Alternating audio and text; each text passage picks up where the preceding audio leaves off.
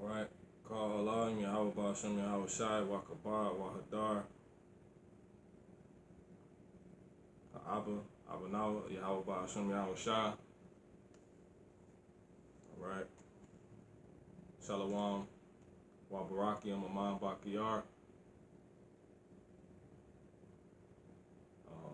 Dawada, Abba, Abanawa, Alahaya Nawa, Yahweh Hashem Yahawashi for giving me the Rakachodash to be able to come back and do another video, a lesson, or hopefully something that could be edification, preaching the gospel, ammunition, or exhortation for the faithful elect, the Amman Bakiyar.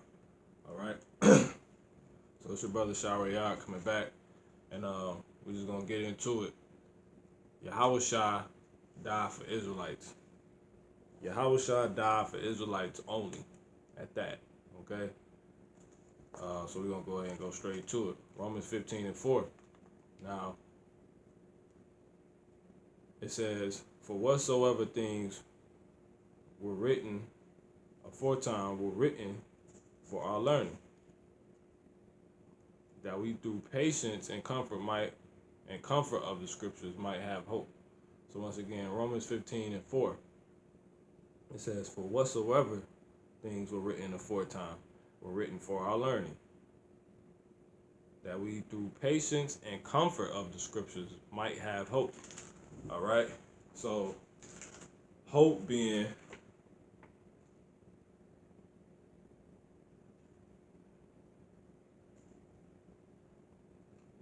pretty much, let me explain why I put that scripture first. So, pretty much why people don't understand that Yahawashi only died for the Israelites is pretty much because of that.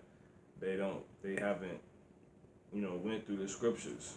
You know what I'm saying? And they're doing error by not knowing the scriptures or whatever. So,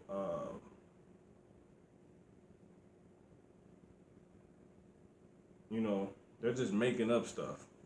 But you're going to have hope, you so-called Negroes, Native American, Indians, and Latinos, also called by if that's what your father is, right? This is only for you.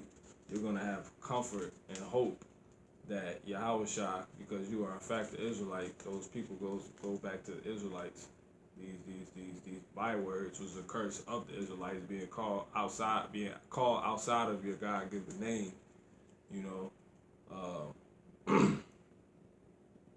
You're gonna have hope by the end of this because you're gonna prove that Yahawashi only died for the Israelites. You know what I'm saying? He died for Israelites. Okay, so people they haven't learned. They haven't learned that. They haven't learned that. They just simply haven't learned that because they haven't went back and read the things that are written aforetime. Everything written aforetime told us who Yahawashi was going to come for and die for. Who he's going to come to and die for. Literally. All right? We're going to go ahead and get straight to it. Isaiah chapter 53, verse 1. It says, Who hath believed our report? And to whom is the arm of Yahweh revealed? Verse 2. For he shall grow up before him as a tender plant, and as a root of a dry ground. He had no form nor comeliness, and when we shall see him, there was no beauty that we should desire him. Because Yahawashi, this is talking about Yahawashi, when he will come, Yahawashi is an austere man. And when you go into that word austere, I actually got it printed out. But pretty much, if you go into etymologyonline.com, I'll actually do a lesson on this, Lord willing. Hopefully I'll do it after this. Now, pretty much when you go into that word austere, just means simple, right? Plain. He ain't all done up. Here, Jake, he got salt. He is salt, but However, he's still austere. Okay, that's just how the Lord is, and that's just how he was when he came. Now, to explain the previous point in verse 2, or the beginning of verse 2, he said, "For he shall grow up before him as a tender plant." You know, Yahawashi really was he's loving, you know what I'm saying? And it's not that romance love, it's that love according to the scriptures, which it talks about in 1 John and 2 John, I believe. All right? You know, and also in the law, Leviticus chapter 19. So he was about that love, that tenderness, you know what I'm saying?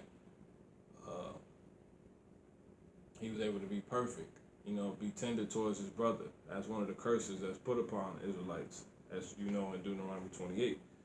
Now, we're just sticking on a point, but I'm just explaining everything.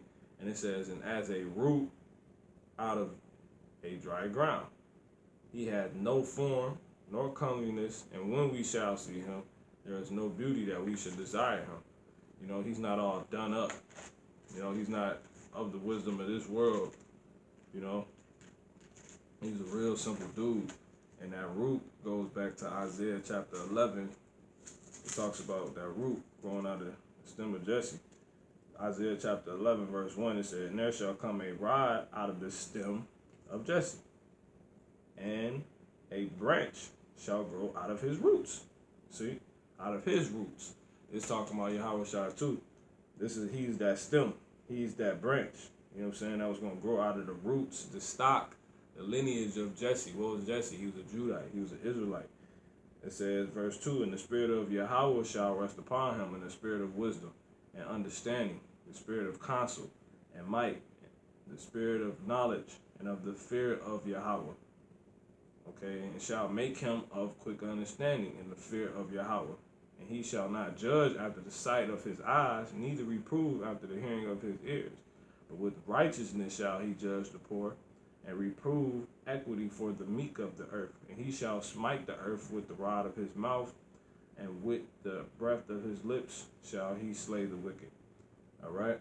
So that's just that really quick. So back to it. Isaiah chapter 53, verse 2. It says, "For he shall grow up before him as a tender plant, and as a root out of a dry ground." Right? So he came out of the roots of Jesse. Right? It says, "He hath no form nor comeliness, and when he shall see him, and when we shall see him, there is no beauty that we shall desire him." Verse 3, "He is despised and rejected of men." See? A man of sorrows, because he's austere. Austere also goes into being gloomy, like you're a so-called downer, you know? It says, "A man of sorrows and acquainted with grief." See? Because the Lord, as it tell you in Ecclesiastes, it's better to dwell in the house of mourning than the house of mirth. All right? Because it keep your mind, you know, occupied with true sanity. You know, because if you're not occupied with true sanity, being thus, and you only have true sanity if you're dealing with the truth, you're insane. You know what I'm saying? But this world is upside down. You know, I tell you that in Isaiah chapter 29, I think chapter 29. "Surely your turning of things upside down shall be esteemed as the potter's clay," which it is, because it later, that's Old Testament, right? They tell you later on that Yahweh has made the wisdom. They tell you that in 1 Corinthians chapter 1. They tell you that the Most High, he made foolishness the wisdom of this world. Really quick. Let me see if I can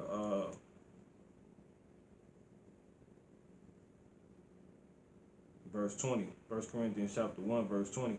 It says, "Where is the wise? Where is the scribe? Where is the disputer of this world? Have not Yahweh made foolish the wisdom of this world?" So there you go. You know?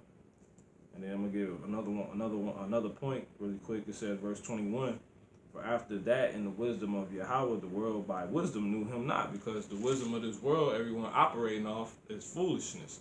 So when it comes to actually knowing the Lord, they wouldn't know him. because they operate on foolish. He only gave true wisdom to the elect of the Israelite nation. And it says, it said the world by wisdom knew not God, because the wisdom of this world is foolishness, and the Most High is not foolishness. It says, so they don't know the Most High. It pleased Yahweh by the foolishness of preaching to save them that believe, because everything that's truly wise is esteemed foolishness. And people don't know everything they esteem wise is foolishness, if I just made sense. So everything that this world is truly foolishness, but everybody don't know that, and they believe that their wisdom, which is truly foolishness, they think if you're not going off the standards of this world, everything is foolishness. So that's why I said about preaching is foolishness. You know what I'm saying? So we're standing out on these corners preaching to save them that believe. That's foolish with this world. They call us bums. We got dresses on and all type of stuff. We don't have jobs and all this other type of stuff. You know.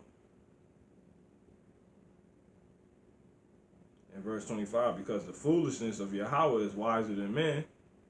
So the foolishness of Yahweh is wiser than men. You know. So they esteem us preaching to them that believe as foolishness, but it's of the Most High. So that's why it's still wiser than men, because they're truly foolish. You know?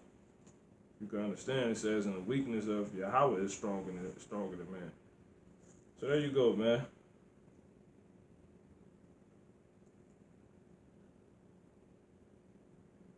It says, verse 26, for ye see your calling, brethren, how that not many wise men after the flesh, not many mighty, not many noble are called, but Yahweh hath chosen the foolish things of the world to confound, the foolish things of the world to confound the wise. Yahweh hath chosen the weak things of the world to confound the things which are mighty. You know, but I ain't gonna keep going. That's pretty much it. So that's, I was gonna get the Ecclesiastes, you know, to explain why he, you know, it says verse 4 in Isaiah chapter 53, because the point is to prove that he only died for the Israelites. But this edification as we're going along, I'm gonna cut it short because I don't want to go off track. I'm gonna get to the point and be done. So Isaiah chapter 53, verse 4 reads, it says, or first verse 3, Isaiah chapter 53, verse 3, it says, he is despised and rejected of men. And because of that, there you go. You got to understand it now. A man of sorrows. And according, it said, he's a man of sorrows and acquainted with grief. It says, so he gets close to grief, because it's better to dwell in the house of mourning than the house of, you know, foolishness. I'm gonna try to get it really quick, because people don't know this, man. Like it's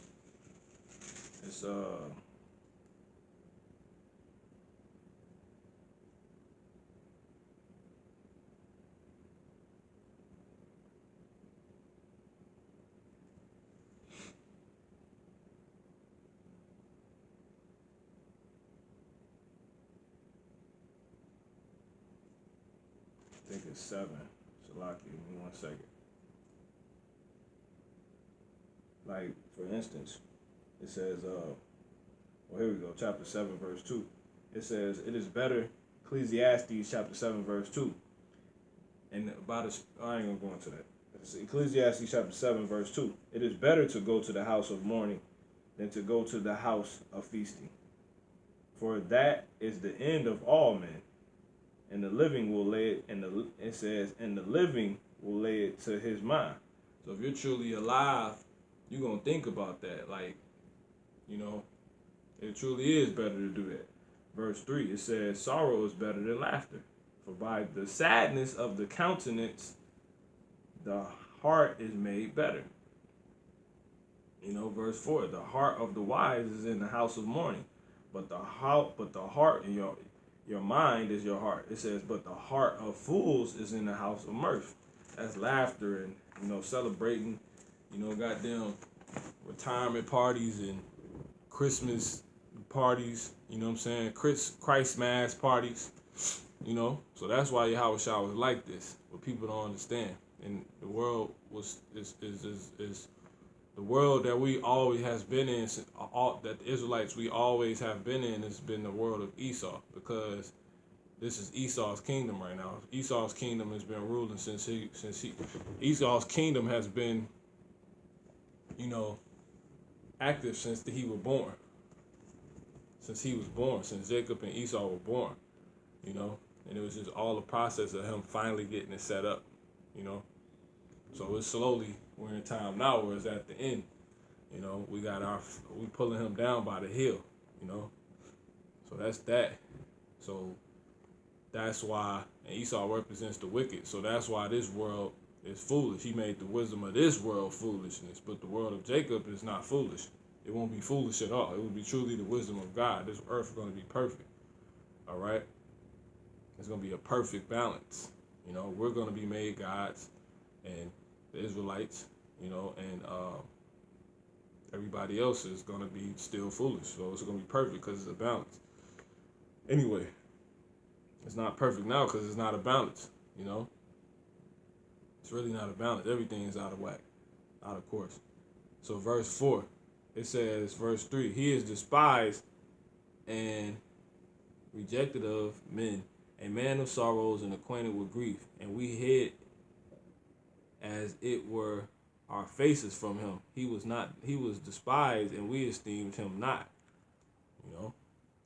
So this is proving it's talking about Yahawashi. So verse 4, surely he had borne our griefs and carried our sorrows. Who is this talking about? Who's the R? Here we go. It says, yet we did esteem him stricken, smitten of Yahweh, and afflicted. So the Most High had him smitten, killed, punished, right? It's talking about Yahawashi, who you people ignorantly call Jesus. It says, but he was wounded for our transgressions. He was bruised for our iniquities. The chastisement, see, this ain't had nothing to do with nobody else. This is always about the Israelites. Verse 5, he was wounded for our transgressions. What is transgressing? Now we're into it. 1 John, find out what is transgression.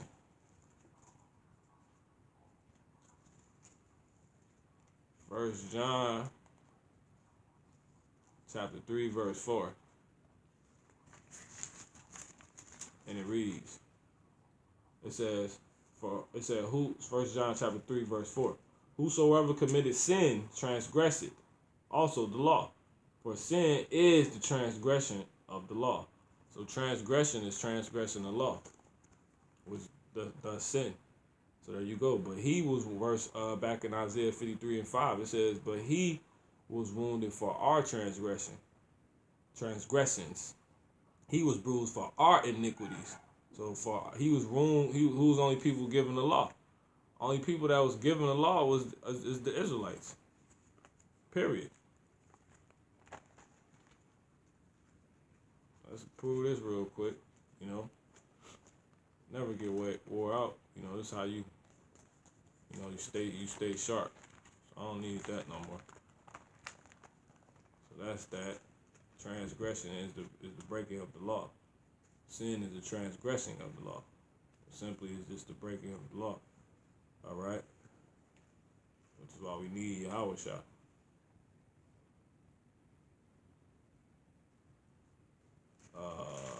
Psalms 147, verse 19. And it reads, he sheweth his word. Who's the he? The Most High, Yahweh. He sheweth his word. Who's the word? Yahawashi. He sheweth his word unto Jacob. Who's Jacob? The Israelites. His statutes and his judgments. What is that? That's the law. Unto Israel. That's the Israelites. Verse 20. He had not dealt so with any nation. And as for his judgments, they have not known them. Praise ye Yahweh. So there you go, man. It's just that simple. Now, I'm going to get one more scripture to back that up really quick. Amos, chapter 3, verse 1. Hear this word. So he's never dealt with, no one else has ever had the law but the Israelites, period. Hear this word. Oh, that ain't clear enough. Amos chapter 3, verse 1. Hear this word that Yahweh has spoken against you, O children of Israel, against the whole family which I brought up from the land of Egypt. See? So Israelites, this your family, Israelites, man. Ain't no Johnsons and Smiths and no, we're the Israelites, man. It says, once again, Amos chapter 3, verse 1. Hear this word that Yahweh has spoken against you, O children of Israel, against the whole family which I brought up from the land of Egypt, saying, you only have I known of all the families of the earth. Therefore, I will punish you for all your iniquities.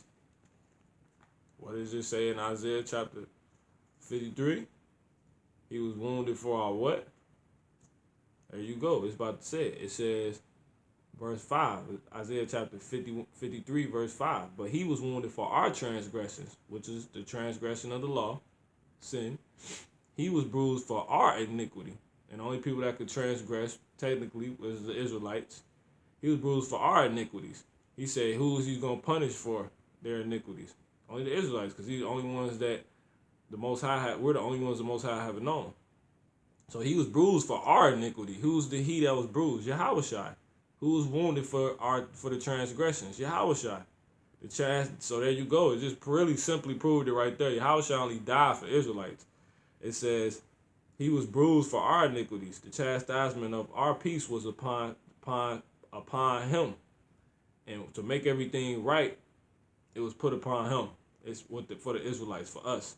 It says, and with his stripes we are healed. See? Verse 6. All we like sheep have gone astray.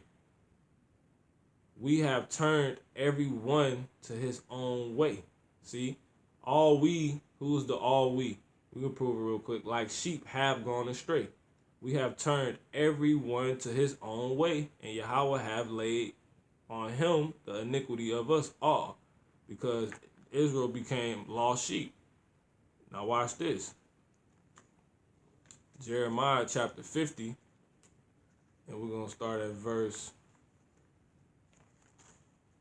we're going to start at verse, we'll cut this short by spirit. Verse 50, we're going to start at verse 6. Jeremiah 50 and verse 6. My people have been lost sheep. Their shepherds have caused them to go astray. They have turned from me. They have turned them away on the mountains. They have gone from mountain to hill. They have forgotten their resting place. Okay?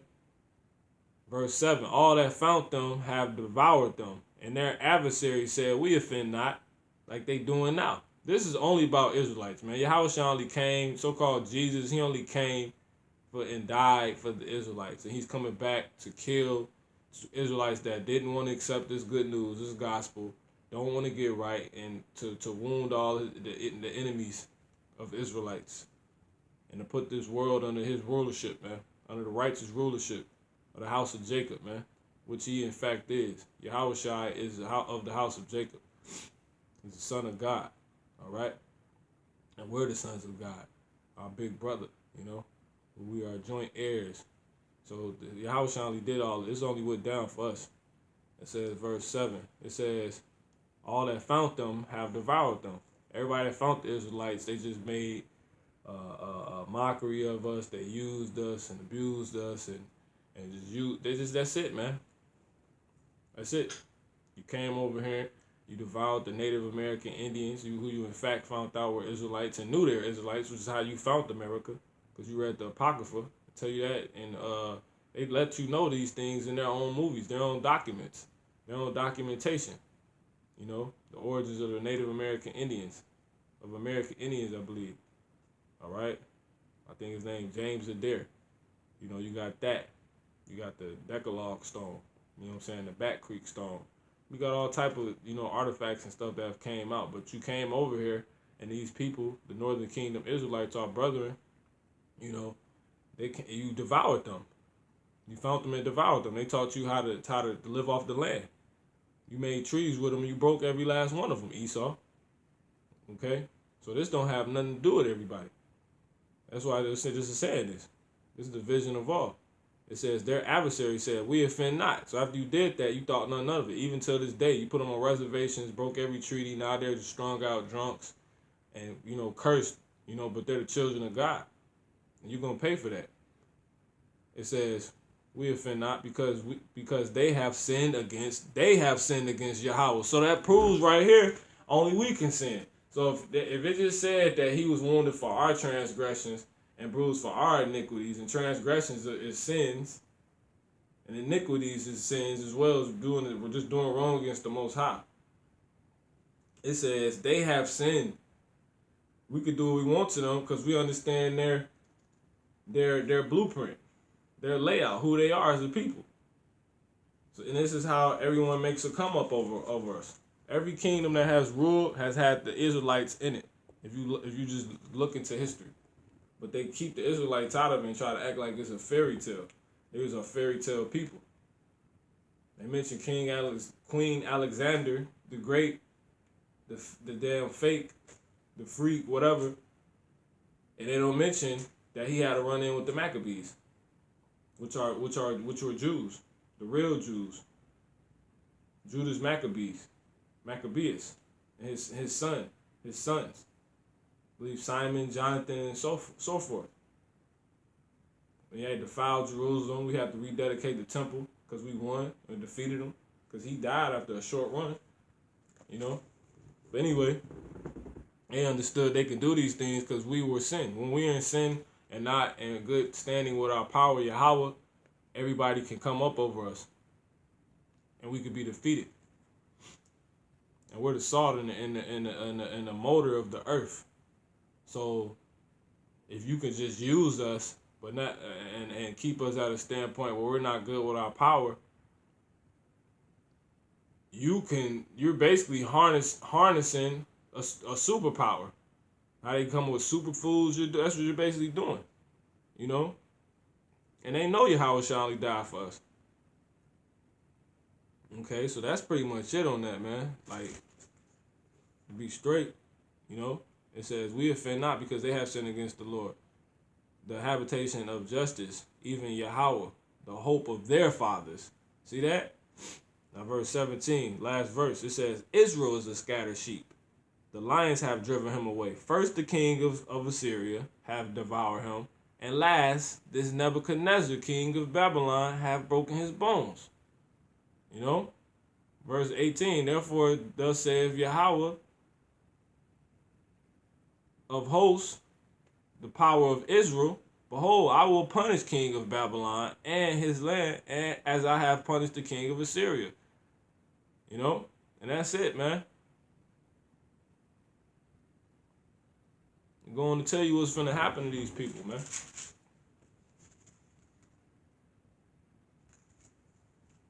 And that's why you think Yahawashi, when he came, he said in Matthew chapter 15, verse 24, he said this. He continued that, fulfilling, which is what he meant by Matthew 5 and 17, not to end the law, but fulfill. Matthew chapter 15, verse 24, he said it right here. But he answered and said, I am not sent but unto the lost sheep of the house of Israel. Period. He only died for us. Everything he came to do was only for the Israelites, man. Period.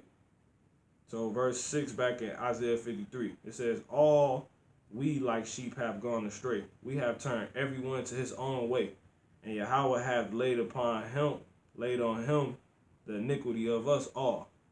Verse 7, he was oppressed and he was afflicted, yet he opened not his mouth. He is brought as a lamb to the slaughter, and as a sheep, because he's an Israelite too. And as a sheep, but he the only one that didn't go off. It says, and as a sheep before her shearers is dumb. So he opened not his mouth. Because when you take lambs, they die silent. They don't make any noise. That's, we just deal with it, man. We don't kill ourselves. We don't do none of that. You Edomites not built like us. That's why he said in the beginning, when you go read that in Genesis chapter 27, the account of when Jacob and Esau was born, said one shall be stronger than the other. Y'all can't deal with oppression and suffering and affliction. You quick to kill yourself, jump off the bridge, kill your wife, kill your kids, and kill yourself. We don't do that, man. We just suffer and afflicted. After almost 500 years of this, you have not been able to commit a genocide on a entire race of people who you have separated and made think because we're tribes and so many of us, we were put into tribes that, Mexicans ain't the same as black people. That don't even make no sense because you got light-skinned black people who are darker, who are lighter than most Mexicans. And have fuller features than them as well. Mexicans have a big nose, big lips. You know what I'm saying? What's going on? Same spirits. We do the same stuff. Into the same things. Puerto Ricans. You know what I'm saying? Cubans. Dominicans. Haitians. West Indians. People from the islands. North American Indians. Argentinians, Chileans, Uruguayans, Colombians, all so-called, man. You're going to pay. You're going to pay, man. He only died for us, period. But when, you take a lamb to the slaughter, they don't make any noise, man. That's why I said, and as a sheep before his shearers is dumb. So he opened not his mouth because he's, in fact, an Israelite. He was and he still is an Israelite. Verse 8, but he's a God now. Incorruptible now. It says, verse 8, he was taken from prison and from judgment, and who shall declare his generation? For he was cut off out of the land of the living. He was taken away. He didn't continue on, have a lineage. He was a part of the lineage, though, and he was the Lord. It says, for the transgression of my people was, who's my people? Jeremiah 50:6. Jeremiah 50:6. No, Jeremiah.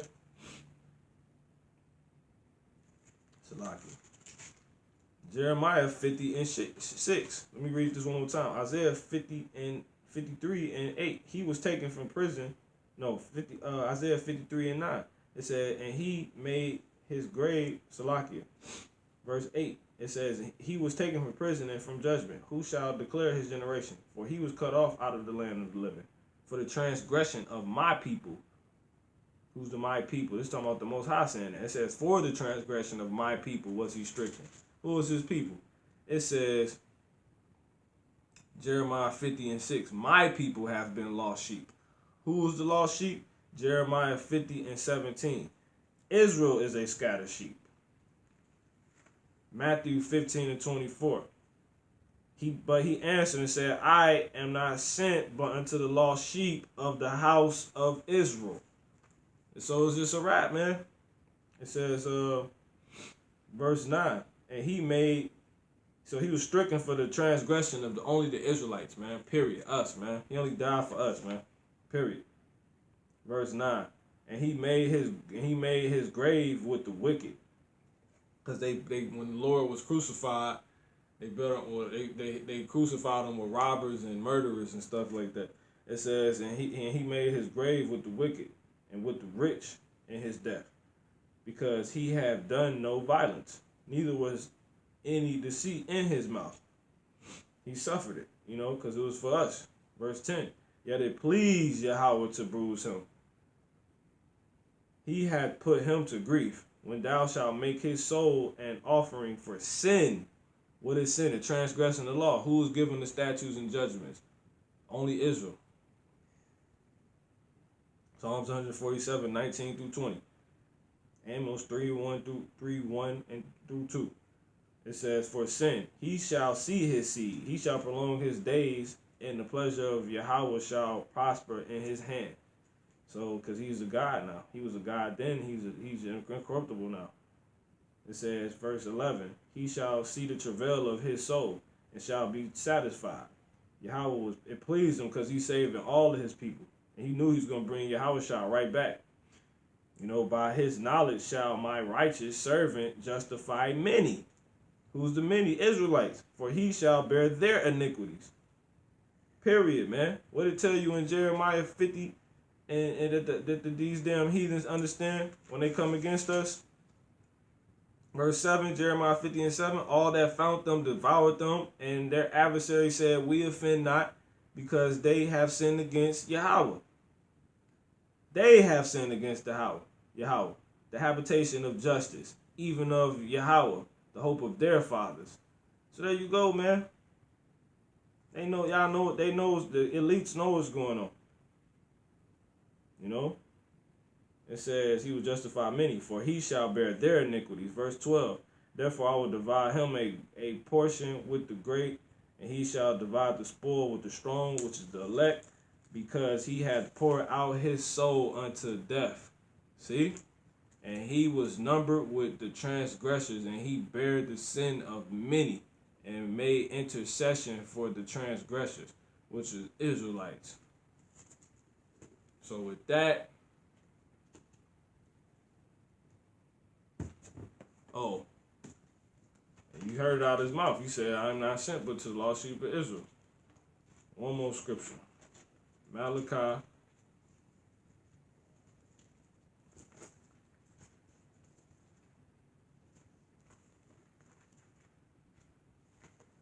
Malachi 3 and 6.